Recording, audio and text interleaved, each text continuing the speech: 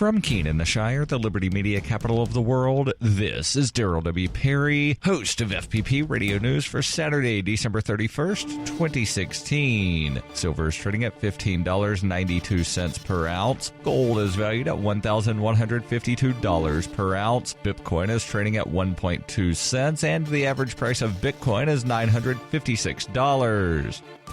Antiwar.com reports some reports of isolated fighting and some grousing aside, the Syrian ceasefire went into full effect on Thursday and is largely holding, with hopes that it could lead to some formal peace talks in the near future, as well as some long-needed humanitarian aid deliveries. Russia, one of the brokers of the deal, has brought it to the UN Security Council seeking a quick vote on endorsement of the ceasefire, UN support for future peace talks in Kazakhstan, and a call for the UN to deliver humanitarian aid throughout the country. Resolutions on Syria don't have an easy time at the UN Security Council, with the US and Russia tending to veto one another's proposals most of the time, sometimes seemingly for spite. Russia, Turkey, and Iran are planning the Kazakhstan talks, and Russia is also urging Egypt to join the process. They have made clear that the US is welcome to help too, but only after the January 20th inauguration of President-elect Donald Trump. The UN Security Council has indicated that the vote on the resolution will happen Saturday morning. Russia's explicit exclusion of the pre-Trump US is likely to add a bit of tension to the voting process.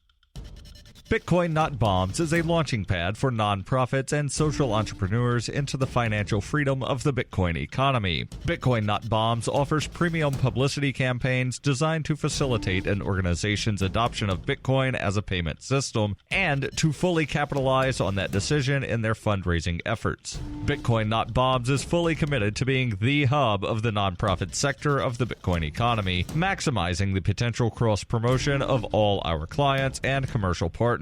To learn more, visit bitcoinnotbombs.com.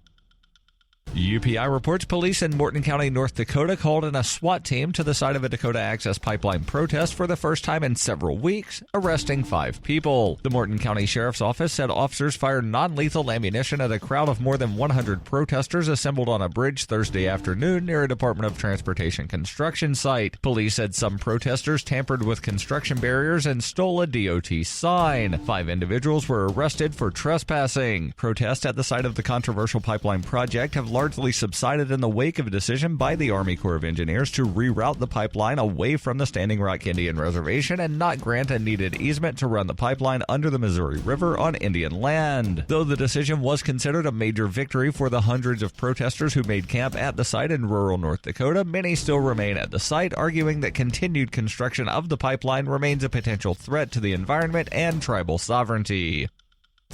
For nearly 40 years, Roberts & Roberts Brokerage has been a trusted source for buying and selling precious metals like gold and silver. They also take Bitcoin for precious metal purchases and have permanently removed the minimum purchase amount for all orders paid in the digital currency. Call Roberts & Roberts today for knowledgeable advice on buying and selling precious metals and a forward-thinking approach to new technologies. 800-874-9760 or visit online at rrbi.co.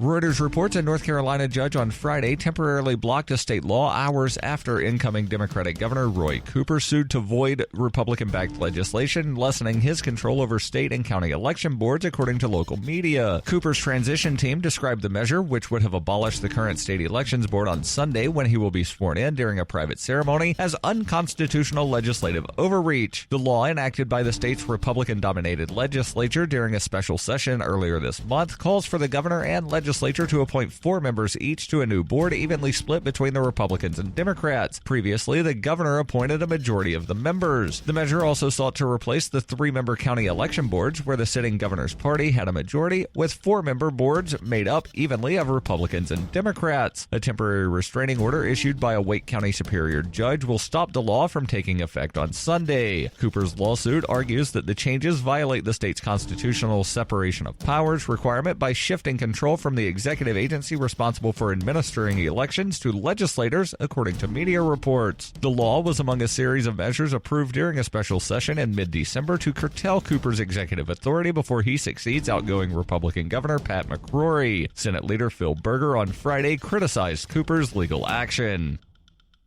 This has been FPP Radio News, online at fppradio.com.